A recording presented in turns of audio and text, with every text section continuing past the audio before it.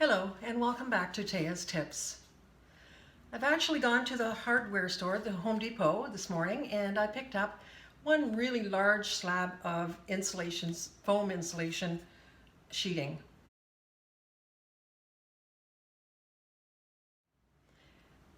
I had the staff at the Home Depot cut the sheeting to size to fit my shelves. I just don't have the room at home, or I don't have the tools at home that I can use to do this, and I don't have the space. So I asked one of the staff members to cut the insulation foam sheeting to the sizes that I would need for my shelves. However, this foam insulation sheeting comes covered in plastic coating on both sides. So one of the things I'm going to need to do is to tear this plastic foam covering off, which it comes off quite quickly and quite easily. However, on the green side, it leaves behind some color. I don't know if you can see it, but it leaves behind some color. So this is the side that will go down on the shelf, and this will be the top. I can also take this plastic coating off, and it also comes off quite cleanly and quite evenly.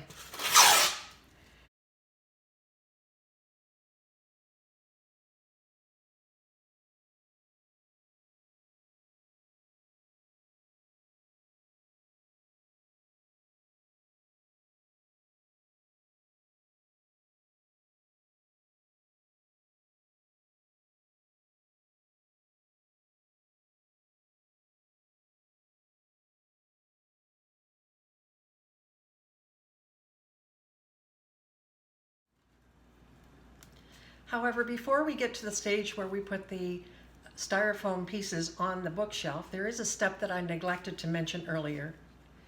Many people who build Christmas villages don't bother with the backdrop, but I really like the way the backdrop adds the depth and feeling to the Christmas village. It adds a real ambiance to it. So a number of years ago, when I still built my village on tables from end to end, I went to the internet to look for a suitable winter scene picture, one that was a night sky, had stars in it, and had mountains in the background. Now, I searched high and low because there's an awful lot of images on the internet that you could pick, but number one was that it had to be royalty free and that it was a stock image. I did find an appropriate photo and I really liked it, but it was of a lower resolution than I wanted. I was insistent on having a higher resolution because what I was going to do with it would mean blow it up, and it could very well become very pixely and very blurry. So I needed a photo with certain specifics, and finally, after many hours of searching, I did find the right photo that interested me.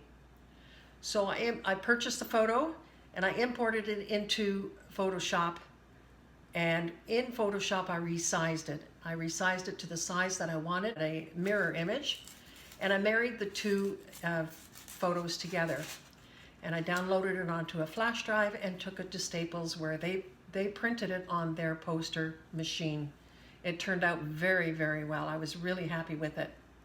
So now, of course, I have a different proposition because I have 3 shelves.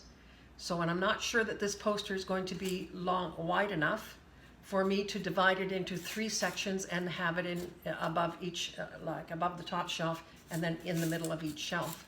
But I'm going to give it a try, and I will show you the steps as I do this, and we'll see how it all ends up looking.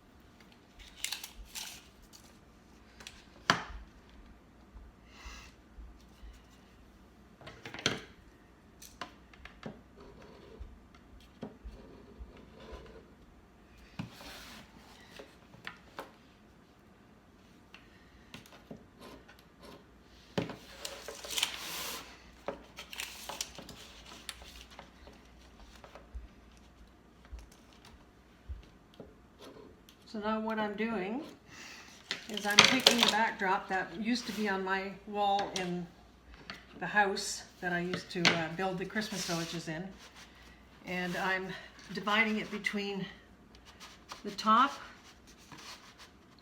shelf, above the top shelf, and the middle shelf. I won't have enough for the bottom shelf. I'm going to have to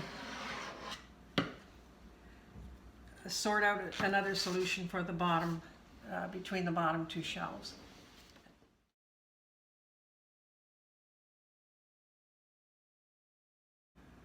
Bye for now.